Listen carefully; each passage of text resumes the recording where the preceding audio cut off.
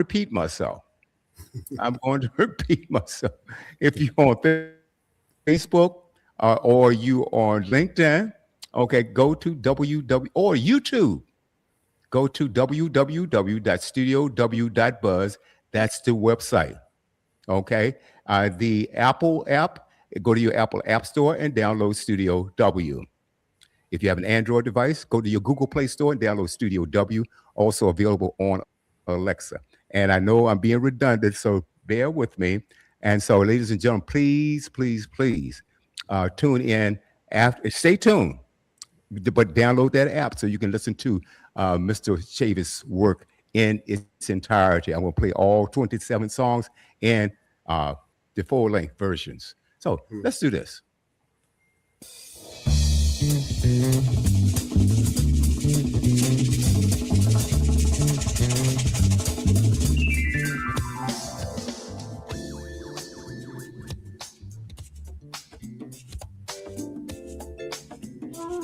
Snacks, man.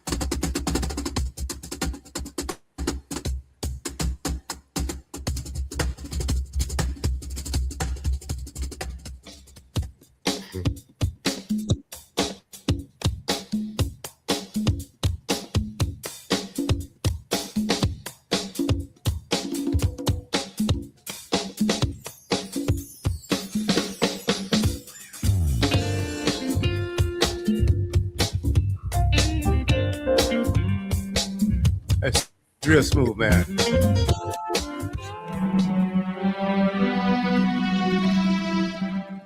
Heartbreak Hotel.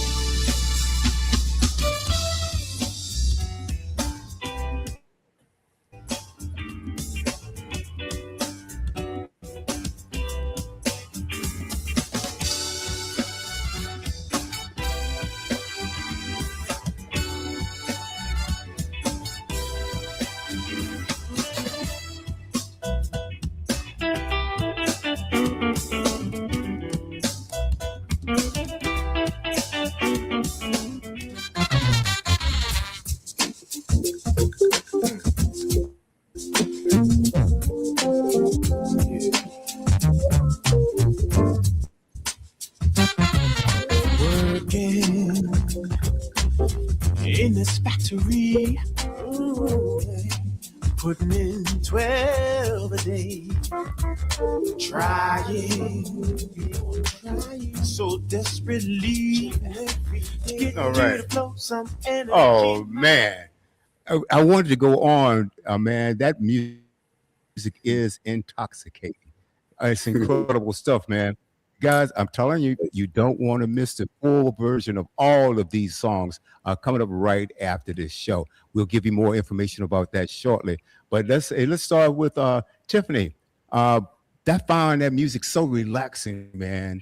A lot of really good music, man. So if you coming home from a long day or you're just laying around the house just relaxing, man, I would invite you to check out Gerald Chavis, right?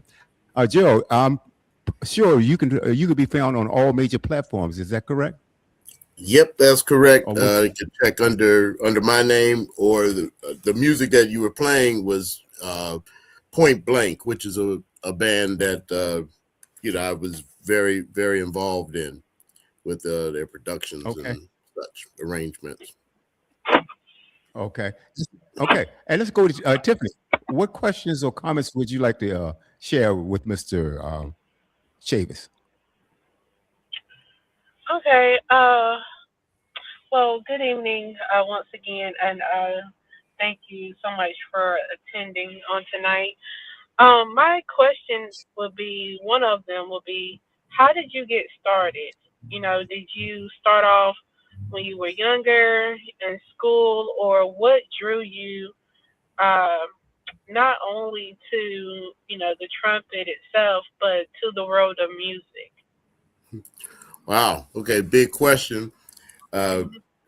what drew me to music was listening to my mom sing around the house when I was pre-kindergarten. We didn't do daycare back then. Uh, and I got a chance to hear her sing while she did her chores. So, and she could sing. So I was fascinated with music, song, melody, that kind of thing. I didn't realize it at the time, but it had my interest. So in school, I started playing the trumpet in fourth grade. That was the earliest we could start in the music program in public schools in Wilmington. Mm, And I, started in fourth grade. I didn't get serious mhm. about it until I was maybe, well, I was a teenager, 14 or so. I started gigging when I was 13, making money. Wow. Oh, So yeah, that's when I got interested. oh wow, that's awesome. And started studying. When did you said Wilmington? Is that Wilmington, Delaware, or is that Wilmington, North Carolina? Wilmington, Delaware. I'm sorry. Yep. Okay, okay, nice. Okay, so you started young, and it was more. It sounds like you were more so influenced by your mother. Well, musically, artistically, my mother, business wise, my father, his hobby was managing bands. So Okay. Mm. I got to go with him to shows and studios in New York and Philly, Atlantic City. Mm, From maybe age 8 mhm. on. Yeah. And so I saw the business end of it with my Mhm. dad, and the artistic end of it with my mom. Wow. Wow. That's a great combo to have because you get it from both sides. Yeah, yeah, and it takes the balance. Uh, Mhm. too much of one thing isn't as effective as a balance between the two. Right. Awesome. Okay. Okay. Thank you. Yeah, yeah, absolutely. There's a comment that I make often because I interview. Well, actually, I have conversations. I don't do interviews. I have conversations with various artists. A lot of artists will send me their music before it's copywritten because they realize that they can copyright it right here on this network. You publish it through the radio station. It's copyrighted. Now you can also go through the Library of Congress. You can also take those steps as well if you want some backup proof of things nature. But I have conversations with a lot of artists, and they trust the station, and they will send us the music before the official release date. And so, love having you here. There's a word that there's a letter that I use. I tell the artist, okay, get ready for the R. Get ready for the R word, and that's rotation. That means that you'll be played on the station often. You see. So let's go. Let's go to Robert. I'm sure Robert has some things he wants to say. Yes, thank you very much. And thank you also, Mr. Chavis. And reading your bio, it's amazing that one thing that you did mention in regards to the idea of studying the music and the arts and how important that is for basically to have a well-rounded intellect and Mhm. knowledge in regards to everything where it comes down to the arts.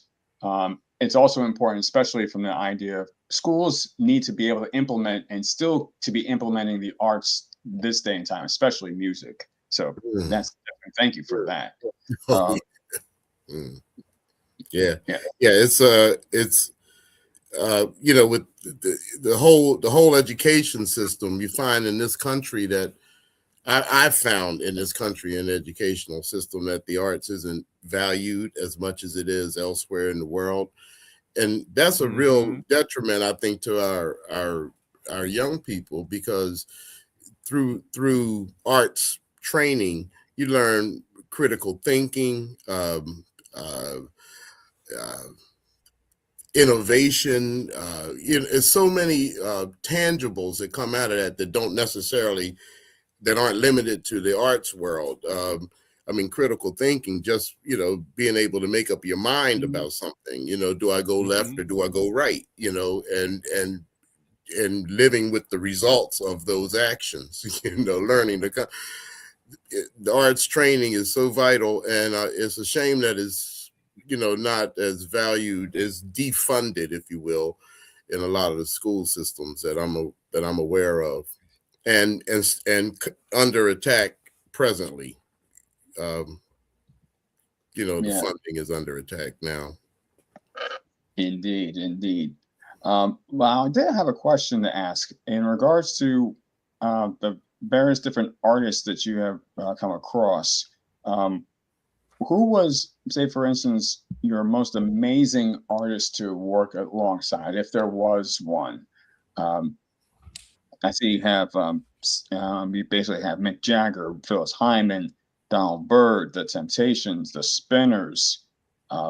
Was there anyone that's probably not on this list that was a very high influence to you, or something made you say, wow? Wow, that's a tough question. Yeah, there are more than on that list. See, I guess I'm like a sponge. I was like a sponge coming up. I got as much as I was curious, so I got as much as I could from everybody I was around, whether co-worker or the employer, if you will, or the headliners. So, I carried those experiences with me. So it's really hard to single any one or a couple of them out, because there were so many diverse experiences that added up to who I am. Exactly. Was that vague enough? That was that was perfect. That was perfect. That was perfect. Cool. Because pretty much everybody has the opportunity to learn from somebody, whether it's something small or something large.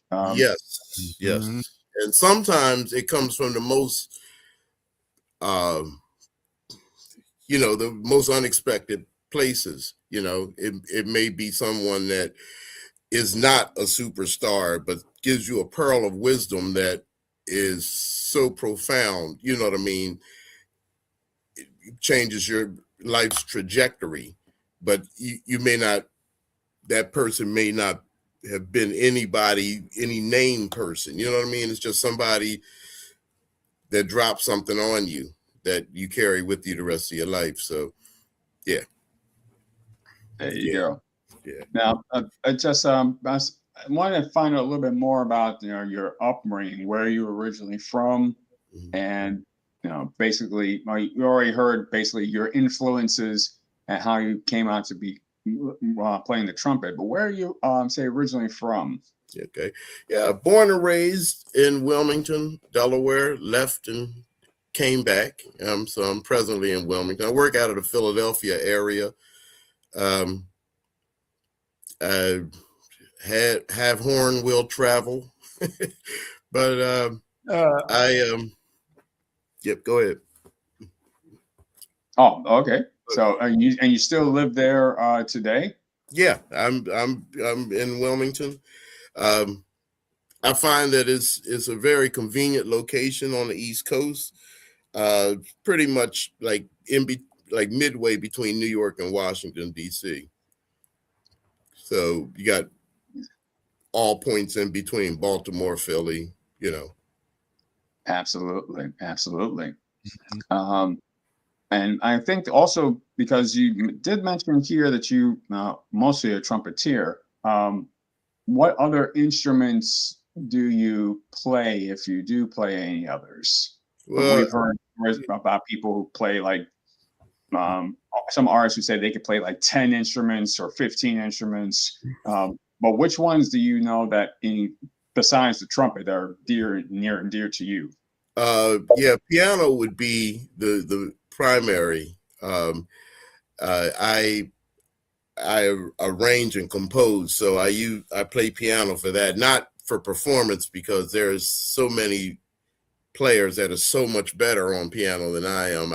I basically know how to, creep around and find the chords, the textures, the colors that I'm looking for. But so piano, yeah, would be the only other one that I would admit to. I'll try to play anything, but it may not sound so good. Absolutely. But Yeah. you're strong in the ones that you know. So yeah. But the other thing is, as that may not come across to most people as a band leader, a lot of times your instrument might be other people, might be your fellow musicians, meaning it's like a quarterback calling a play. In some of the music, you might, say the bass player, take the melody, you do this, you do that, let's rearrange it, just, come in with this type of influence as a, or attitude or something like that, to contrast the, come in with something energetic, it contrasts the mellow, so yeah, I find that being able to communicate and elicit things from musicians helps me a lot with production. fantastic. Yes, thank you. Gerald and I talked, and I told him I was extremely excited to have him on because that was my major in school. I was a music major, and my main instrument was the trumpet. And we touched on something, and there's a word that's used when you're playing a brass instrument, whether it's a trumpet, a tuba, sousaphone, trombone, baritone, or whatever.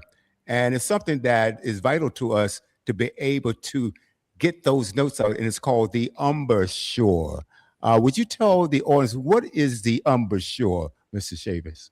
Okay, yeah, it's for for brass players, it's pretty much the same, and it's, if you will, it's right around, if you had say a quarter and put it right under your nose on where your lips are, that's the area for a trumpet anyway. Trombones are, the mouthpiece is bigger, and the purpose is to create a sound.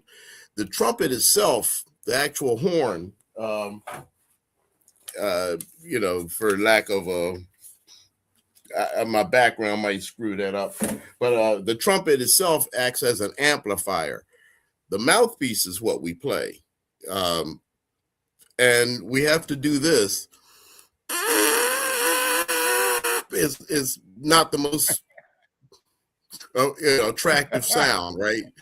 But that's, if you hear a trumpet, that's what's creating the sound. So the sound really has to come out of us to manifest. Whereas every other instrument, brass instruments are the hardest. Any other instrument, you have the note right in front of you. Like a piano, you can play this note or that note. You can pluck a string on a guitar or violin. You can hit a drum. The reed makes the sound on woodwind, so all you have to really do is blow. The fingerings create the different notes. But for brass instruments, the whole thing is right here, and Right there. yeah, and all of the notes come from right here, So the trumpet itself, Right. the horn is really just an amplifier. Right. I recall I almost flunked my recital, because I played the trumpet, but I was just coming off of the season where I was playing the tuba, in the marching band. And like you said, that tuba mouthpiece is that big. The trumpet mouthpiece is that big. And so trying to adjust your embouchure back to that trumpet, it was the most difficult thing that I found.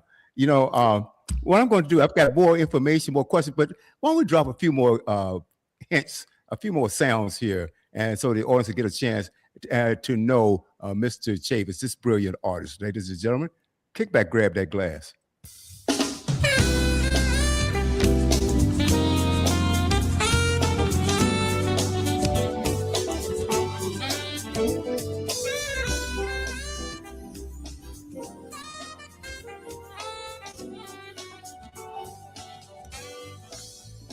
Never would have known, baby, that it would be you. Never would have known, baby, that it would be you. Long time no see, it's been a while. How have you been?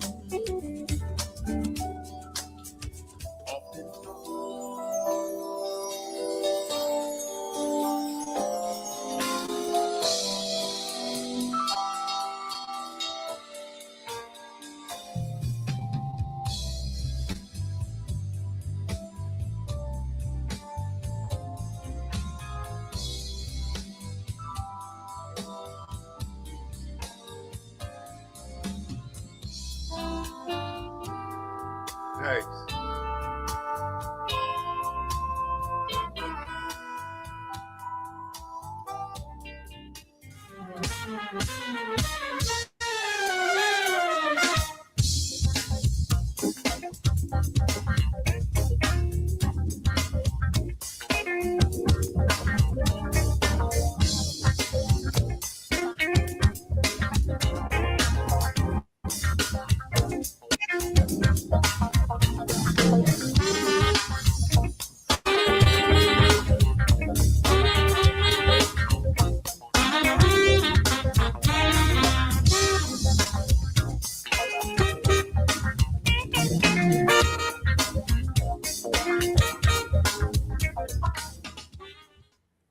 All right, we are back. We are back. I really appreciate that music. Ladies and gentlemen, that is Mr. Gerald Chavis. Gerald, man, oh man, oh man. Guys, you're going to have a great time in about 32 minutes. I want you to stay right there. But if you're on Facebook, LinkedIn, or YouTube, you want to download that app, that Studio W app, that Studio W app. And on Android, that's Studio W. Go to your Play Store and go to Studio W. Apple, same deal. Go to Studio W Apple, or you can download or go to let's see, Alexa, and say, Alexa, play Studio W. And that website is always there, studiow.buzz. And ladies and gentlemen, welcome to the set, Mr. T. Air Van Meter. Hello, fellowman. How are you? I am well. How are you, sir?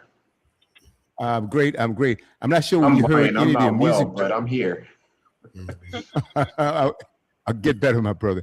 I want to introduce you to Mr. Gerald Chavis. I'm not sure while you were in the green room you heard any of his music or not. Were you able to hear? I came on at the tail end of some music, actually. Yeah, you did. Well, we're going to play a few more. Now, guess what? If you want to check out his entire repertoire, ladies and gentlemen, you want to stay tuned after this episode 103, because he sent me about 27 songs, and we're going to play all of them in its entirety. All of them right after this show. And that's 7 p.m. TF, that's going to be 5 p.m. your time. 5 p.m. your time. That's on the West Coast. Are you back on the West? It should be. Okay. 5 p.m. on the West Coast. 3 hours ahead of us?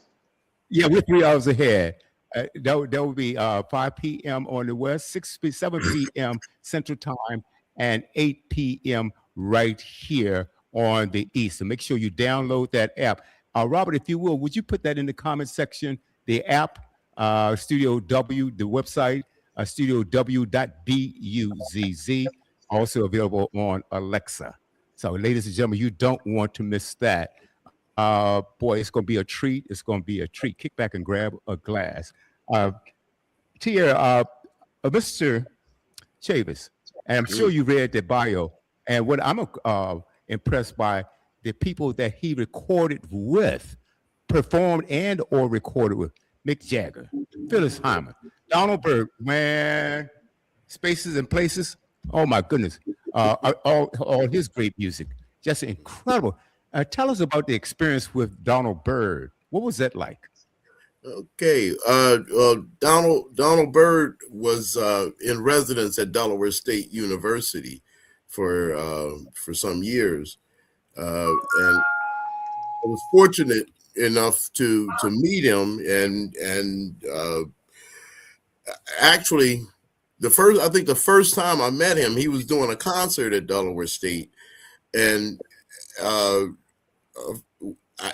course, I went there and took my horn and sat in with him, and that's a traditional thing at a certain level, old school thing. When a trumpeter or comes to town, the other trumpet players come out and welcome them to town, if you will. So, Right.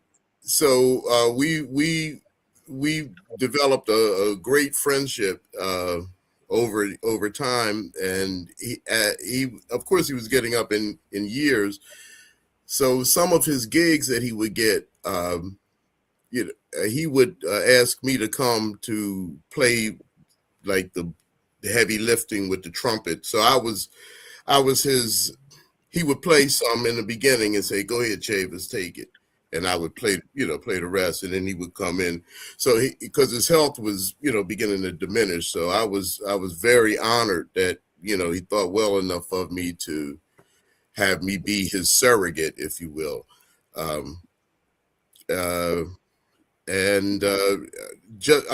Always, he was a funny guy, but he was always telling you something that would make you better. He was always, now when you do this, man, do it like this, or try it like that. It's like, it was really cool. So I really treasure the time I spent with Doc.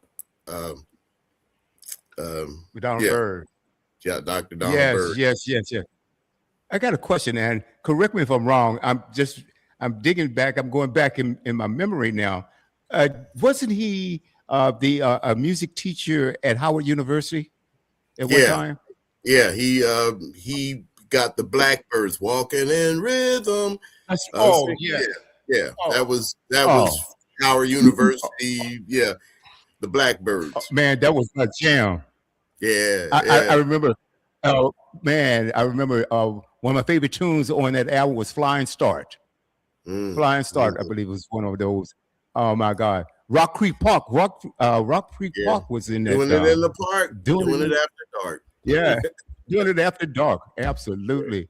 The Blackbirds, and they were his students. Absolutely, this is so incredible. What I really like, because one thing you said earlier when you were talking to Robert, and you were talking about you learn, and I normally put it this way: not only the music business, but the business of music. What I mean by that, you learn how to play, perform, and things like that. But from your dad, you learn the business of music, the business side. And to become a successful all-around artist, you need both sides. You need to know how to navigate your business, with contracts and things of that nature. And also as an artist, you need to, absolutely. And you mentioned something about, absolutely. You mentioned something about that because I believe Tiffany asked, Robert asked, did you play any of the instruments? And you said, well, you do play the piano, not in performing, but when you're trying to write a song. And you mentioned something interesting, a term I hadn't heard of before. And you said trying to find the color. What did you mean by that? Was that the melody or the vibe, or what did you mean by finding the color? Well, I look at piano, the function of the piano in the music as creating, if you will, the backdrop. If you're talking visuals, it would be the piano would be the sky, the landscape, the Mm. texture, that kind of thing. And I mentioned colors because different chords have colors. You can have bright chords, dark chords, tense chords, all of those, and where they're placed can create different tensions, which gives the song personality. The other instruments, say drums, people think drums keeps the tempo. No, drums creates the feeling. If it's mellow, it's because the drums is doing something mellow and making it feel that way, because all he's got to do is change and it's going to feel different. So feeling is, everybody keeps time, but every instrument in the band has an area, a zone, if you will, that they can just be expressive, use, just be creative in, I should say, have room to roam.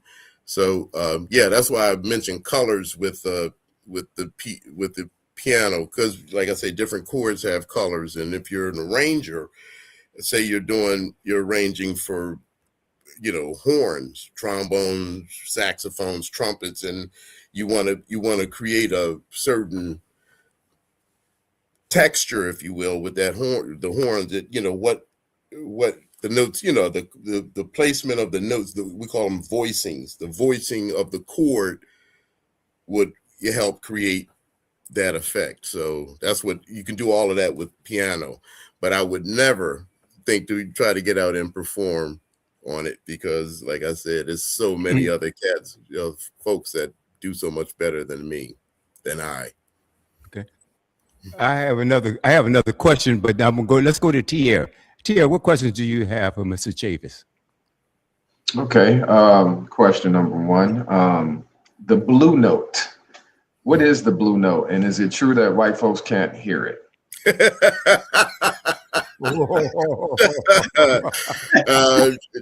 Answer the second question. No, that's not true. Everybody can hear the blue note. Right. That's hilarious. But no, the blue note, if you will, it's there's a thing called the blues scale, and the dominant part of that is what we call a flat five. I don't have my board up, but it's you've all heard of the major scale, da da da da da da da da, right? Well, the fifth note, da da da da da, that's called a fifth. Well, with the blues note, the fifth is flatted, so it's da da da da da da. And that's that interval. It's also called a tritone in classical music, in classical theory, of European classical theory. Back in the medieval times, it was called the devil's interval, and you could get killed for playing it. But that's the blue note. Really? Yeah. Is that a true story? Yeah, back in the day, they didn't like tritones. The church. It was the devil's interval. I never heard that before. Wow. Crazy. Yeah, crazy. You could get killed for playing it. You had to mask it. I just understand that, like, it's artists that Bootsy Collins and a lot of the funk era artists would talk about, being able to, have the sound, the blue note sound, to be able to hear it, and other people couldn't pick up on it. So I thought, it's maybe at some point in time that I'm not aware of, but basically, if you can play, you can play. Right. You can play. Yeah, that's right. Because one of my favorite trumpeters is Brian Culbertson. That's a bad boy. He's a bad boy. No question about it. You know, I I have went to Dave Cause a couple months ago. He was out here, in Los Angeles. who is that? Dave Cause. Dave Cars. Oh wow. You know, I used to go down. Was he at the Thornton Winery? A lot of those artists go down there. No, but a lot of them do go. When I used to live in Temecula, I used to love that. Yeah, if you like I used jazz to and love want it, man. Temecula, where you live. That's right. You know, and those concerts at night, it's a nice warm summer breeze going on. Mhm. Just an ideal place. I've seen so many great artists out there. Just a wonderful, wonderful place. I got a question for you, Mr. Chavis, and that is, it's saying, I was reading this because we do a lot of shows on mental health, mental health. Do a lot of shows on that. And one thing it talks about is that if you have a child in school, it's a good idea to let them take foreign languages because it expands their mental capacity and also their mental intellect. And I think you kind of touched on it a little bit. Would you say the music learning or teaching your child music, or you learn it yourself, does the same thing? Absolutely. Music is a language. In fact, it's universal. I could go just about any country right now and be able to create music with the musicians there without speaking the language. It is universal and is mathematical. So yeah, foreign language, definitely music. It creates connections in your brain that normally wouldn't, fire. Just it's like fireworks on your brain. It expands the brain, and the brain being a muscle, the more you work it, the better it works. So yeah, definitely. I think the study of music is a big asset in education. Oh, absolutely. Yeah, and like I said, we enjoy, all of us enjoy music. Whether it's for relaxation, whether it's a lot of people when they're out there shopping or they're at the gym, they have to hear earbuds in, listen to music. A lot of your athletes, you see them walking to practice or walking to the game, and they have the headphones on. And it's deeper than that. And I've been studying this for a while, for many years. Like, we play a lot of music on the station. We have shows like this where we have where we have conversations. Obviously, we have sports. This show right here, as a matter of fact, Groove Swing Speaks. It originally started with Tier, myself, Robert Brown. I got Robert Dylan Brown and a few other brothers started a show called Groove Talk Radio. And Tia was on the inception and the implementation of that particular show. But we play a lot of music. And give you some information that I know firsthand.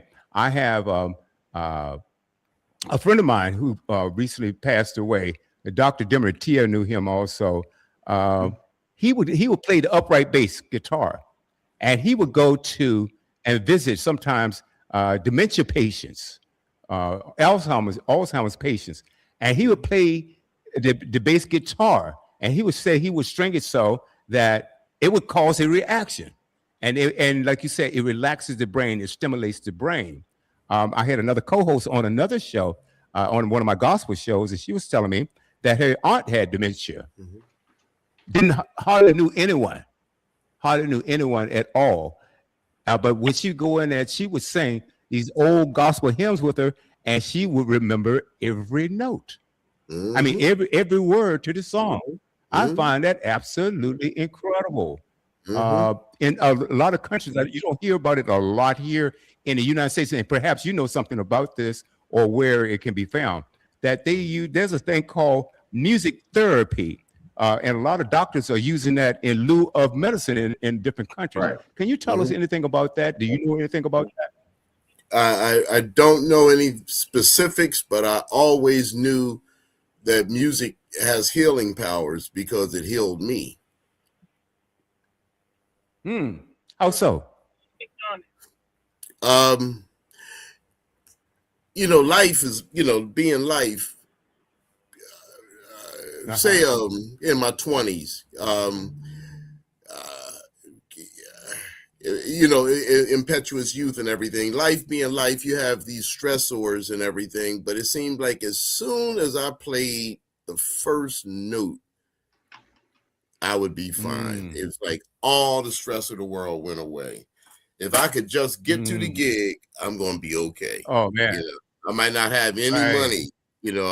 I might be down and out. I might have, situations. But if I can get to the gig, and that first note is like, oh, yeah. So oh man, yeah.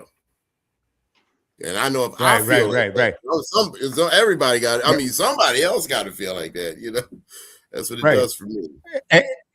And your audience, once you connect with that audience, and let's talk about that a little bit too, that makes them feel better. It makes them put aside whatever troubles they had when they got there. For that period of time, they feel a lot better, and they feel a lot better when they leave because they have a little more strength to face the world with. Tell us about, and talk to the audience about connectivity, connecting with your audience. When do you know that you have connected with your audience? Oh gosh. Well, I pick up pretty quickly. The nonverbal communication first, they moving the head, nodding along, they right, that kind of thing. But the deeper connection when I can make them cry. That's a deeper connection. But as an artist, that's what you want to do, because I might be crying inside. I want to project that feeling. And if I can make, or laugh, or whatever emotion, because anytime you have a different emotion, there's a chemical change that happens in your body to create that emotion. So that's why, I firmly believe that in organized religion is based on preaching and music. It is. People go to church for the preaching and the music. Absolutely. If your church has a banging choir, I mean a really, really good choir, people going to show up. Absolutely. As a matter of fact, they are there. The choir's there it's like the warm-up act for the preacher. Yeah. Well, it's one and the same. They call it gospel music, but gospel is the good news. And the good news is the word, and the word put to music is gospel music. So it's all together. It's like I remember years ago when I was in some training program. They said, if you want people to remember something, you got to tell them what you're going to tell them, then tell them, and then tell them what you told them. Right? That's it. So the choir has the before and after, and the preacher got the middle. So the preacher tells them, the choir tells them what they're going to tell them. The preacher tells them, and then the choir tells them what they told him. What he told. Oh, that's good stuff. Yeah, that's all right. Cool. I'm gonna drop about 90 seconds more of music. Then we can go to Tiffany, then back to Robert, and then T. Air. Man, this is so much fun, ladies and gentlemen. Mr. Gerald Chavis. This is called Melancholy. Yeah. I like that.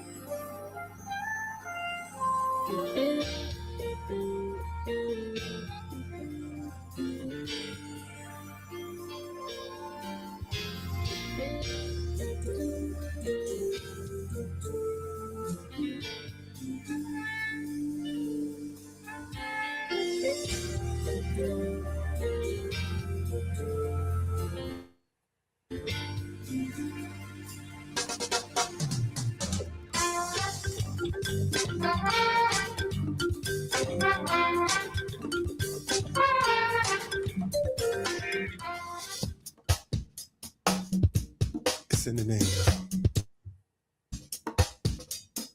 You know what I mean?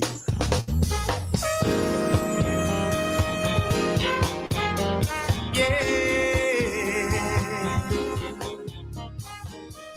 I believe in love. Yeah. I've been around the block so many times in the name of love. Yeah. And it seems that I just can't get right. All right, we are back. Ladies and gentlemen, episode 103 of Groove Swing Speaks. And we've got a special guest here, Trumpeter. Would you consider yourself, Mr. Chavis, a jazz musician or just a musician all around? I would say a jazz musician, Okay. because that alludes to the fact that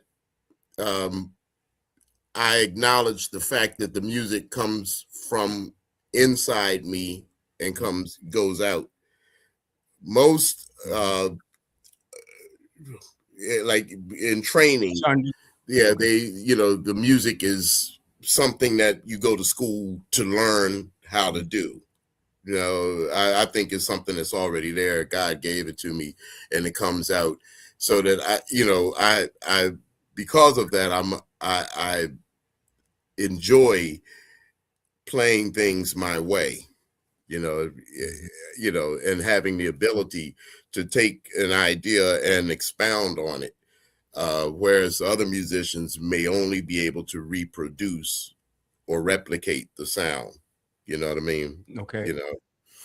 And it's every night. Great. Let's go to Tiffany real quick because I can't believe how we're vastly running out of time, rather. Tiffany, and then Robert, and then back to TL. Okay. So I did have a couple of questions. One of them being, we know that, over the past few decades that music has evolved, if you will, and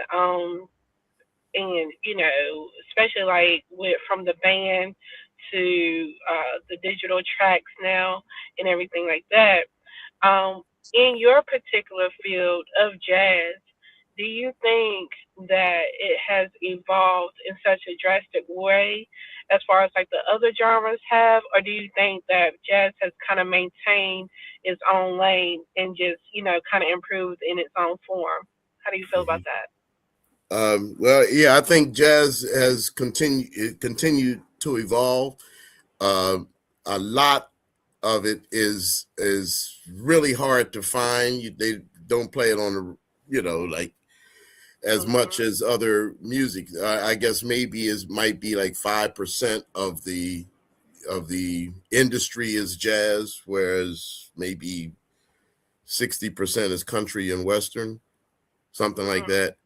It's market share wise, yeah, it's a lot of people it's not going to be thrown in your face.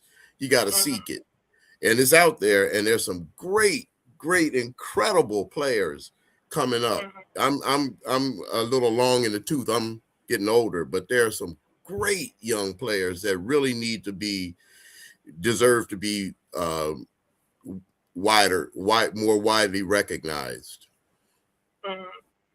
Okay, and my other question was in regards to the orchestra that you had composed. How did that come about? That band, that ATP.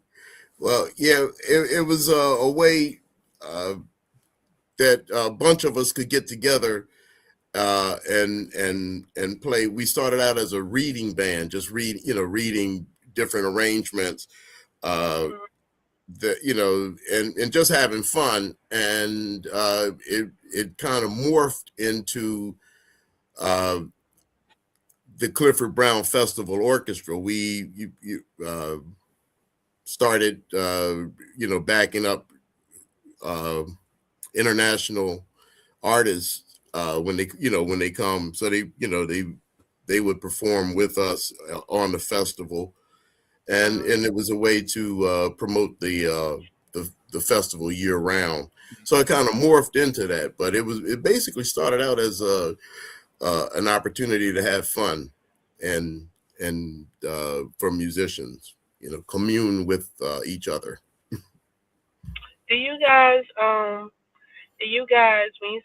you said that, it kind of put me in the mindset of, some people call it shedding. So is that what y'all do sometimes?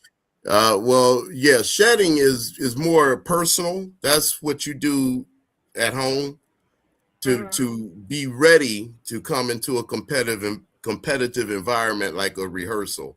Rehearsals are basically competitive, because if you're not cutting the music, you're going to get voted off the island. So so you got to practice at home. That's the shed. And then the rehearsal is the blend and balance, and being able to commune, with the other 4 or 5 trumpet players, and be able to play it so that it sounds like one trumpet, even though it's 5 players, that kind of thing. Fine tune and work with each other like a football player. You might lift weights. You lift weights, but you go out on the practice field and practice plays so that you're in the right place at the right time. Okay. All right. Thank you. Robert?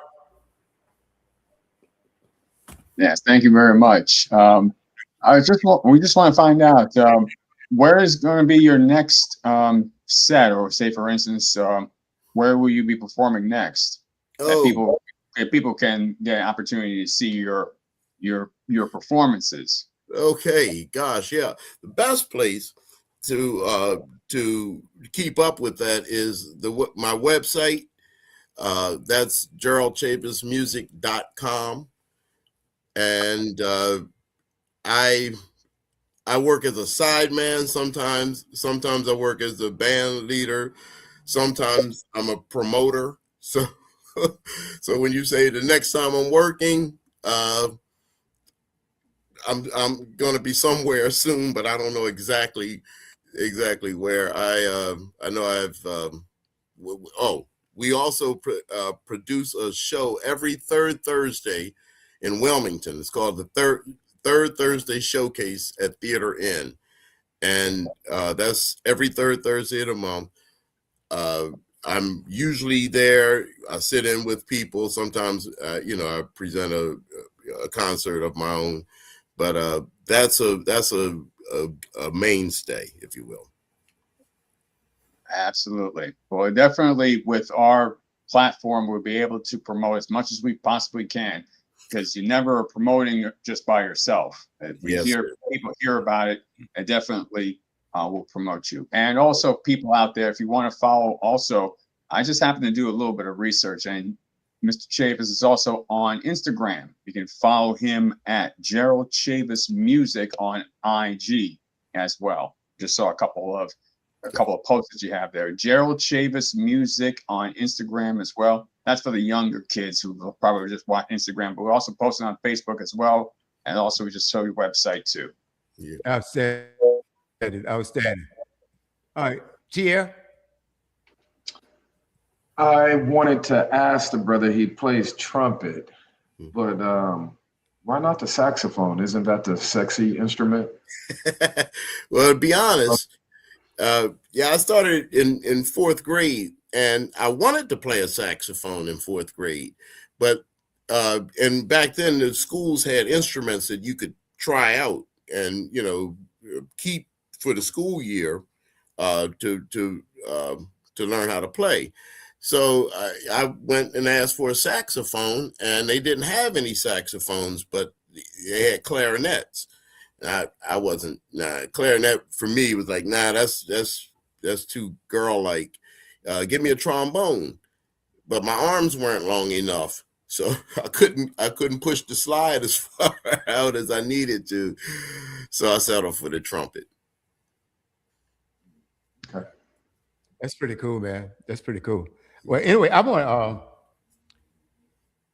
my last thing is I look at jazz music, and now I noticed that on some of your cuts you have someone singing. Is that you singing, or is there someone in your audience? Yeah, the name of the band, that was a band that I was a integral part of, but I was not the singer. No, you don't want me doing that.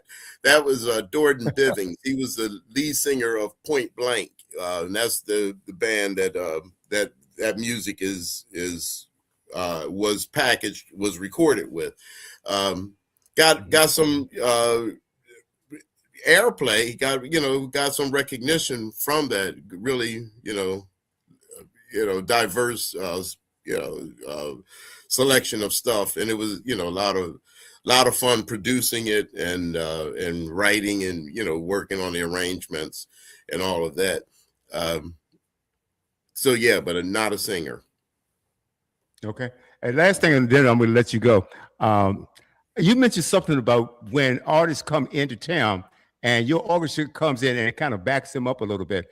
And I think that I can relate to the experience. I remember when Isaac Hayes, he came here to Richmond, Virginia, years and years ago, obviously. And the Richmond Symphony backed him up. And my band teacher played in the Richmond Symphony. It was so cool. My band teacher, the band director, was a jazz violinist. Cool cat, man, Joe Kennedy. Mm-hmm. Joe Kennedy. Mm-hmm. Don't know whether you ever heard the name before. But anyway, is there anything you'd like to say in closing, Mr. Chavis? Because this has been an absolute blast. Anything you'd like to share with us?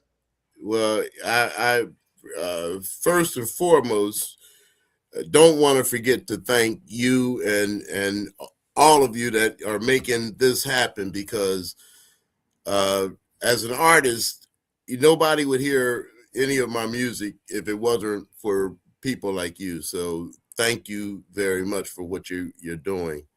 I want to send a shout out to my baby, that's Linda Pitts. She keeps me on track, and she's a swing, right? Yeah, she is. Yep. Yeah, it keeps me on track and does that social media thing. Yeah. So shout out to her, and I wouldn't be wouldn't be as well off as I am without her. So oh man, thank you so much. That's beautiful. Guys. And I want to acknowledge our favorite program director. She is absolutely amazing, and that is Rock. This program would not be what it is without Rock. She's the first one to contact you. She's also a swing. Tiffany's a swing. Tanisha's a swing. Tanisha won't be with us tonight. She's working. Nakaya is a swing. Robert's a groove. I'm a groove. Tier's a groove. My brother Clayton is a groove. So, man, look, grooves and swings all over the place, man. Hey, it's a family affair, sound like. Yeah. We love what we're doing. Our objective, Robert and Tiffany can tell you, we're here to connect the dots. We want the right hand to know what the left hand's doing. So that's why we bring on the professionals like yourself, whether it's business, medicine, or music. That's what we do, brother. And so I want to say again, ladies and gentlemen, if you're on Facebook, LinkedIn, or Twitter, you want to because we have people that's already listening to you via the app and the website and Alexa. If you're on Facebook, LinkedIn, and Twitter, then you want to go to that Apple App Store and download Studio W. It's just that easy. Studio W.